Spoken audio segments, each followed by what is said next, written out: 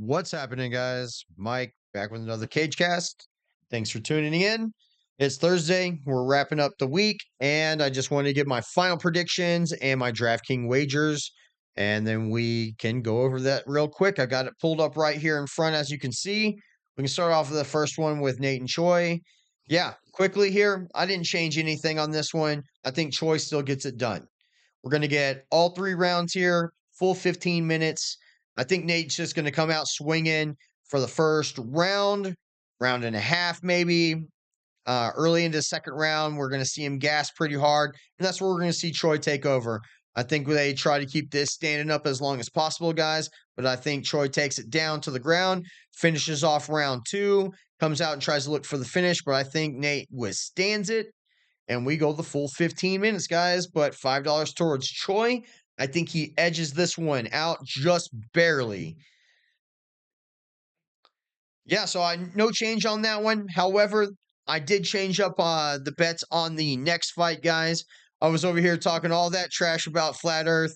As funny as that is, or as funny as I find that, um, ironically, Kron Gracie is also a flat earther, it turns out. So, ironically, I'm going to go back with how the betting odds are. I was only betting against Bryce Mitchell because I thought he was going to be the flat earther here, and I wanted to see him lose because of that.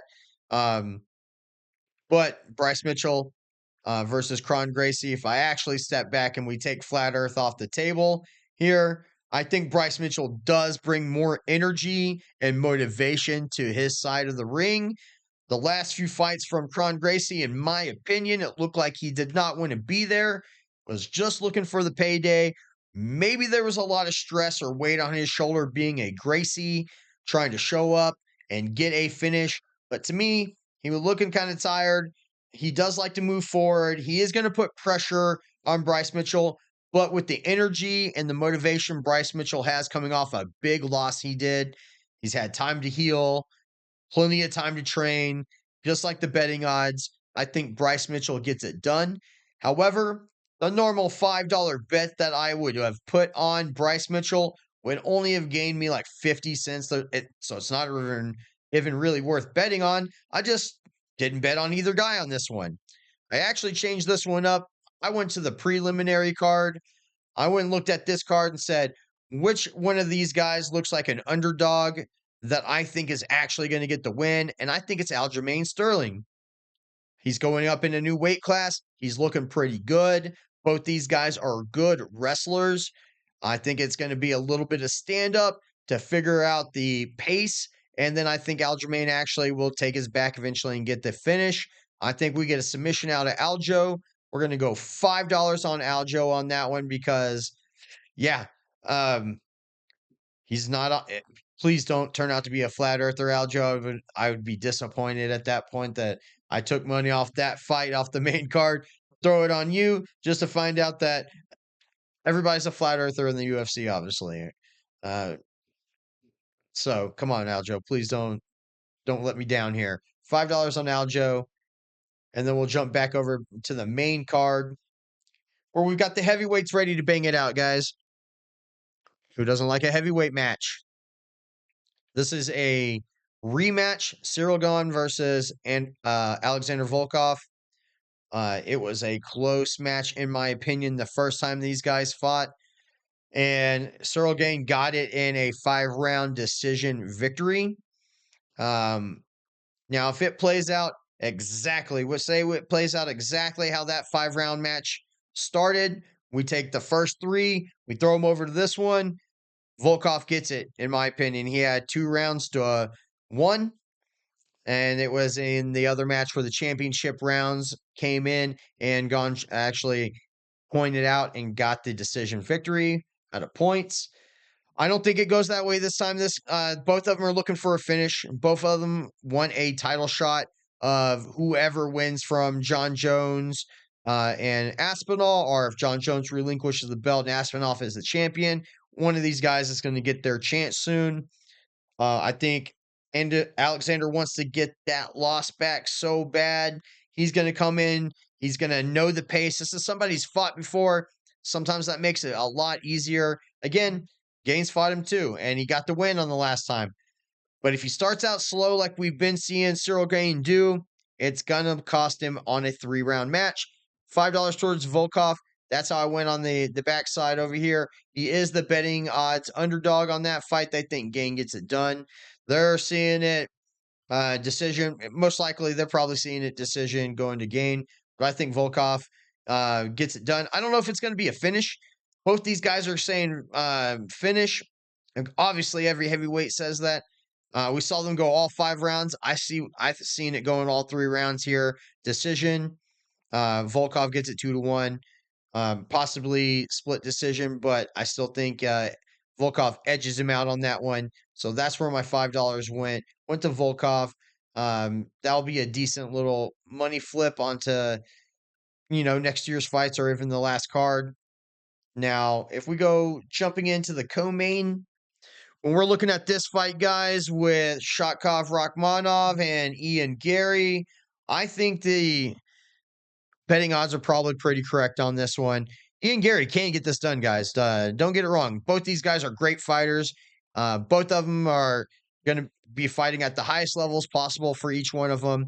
Now, the betting odds are actually leaning towards Rachmanov. It's going around rumors. Rachmanov is even saying it that he tapped out Ian Gary in sparring matches.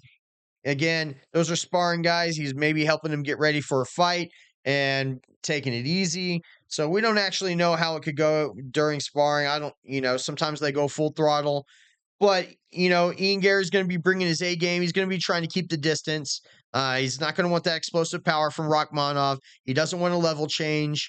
He's probably going to keep it at a distance. It's probably going to be more of a boxing match for the first round and a half, 2 rounds. And if it goes that way, Ian Gary probably has a little bit of the edge. However,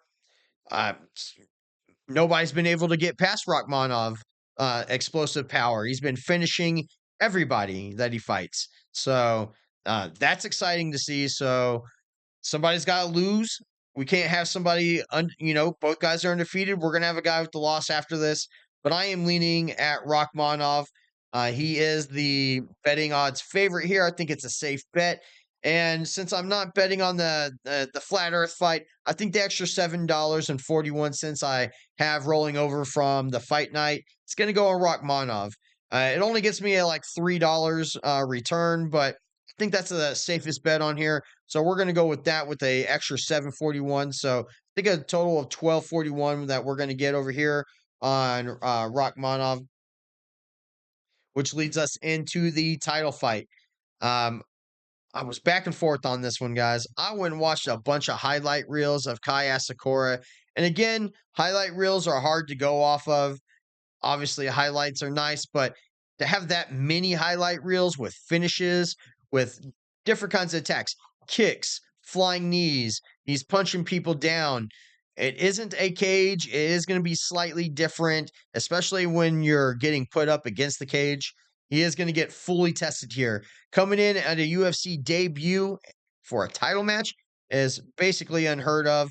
So that is something exciting. However, it's the B League. Let's be honest. Anything that's not the UFC is basically the B League. He was crushing it in the B League so hard. It gained him a title shot. Does he have what it takes to become a UFC champion? We'll find out. We know Pantoja does.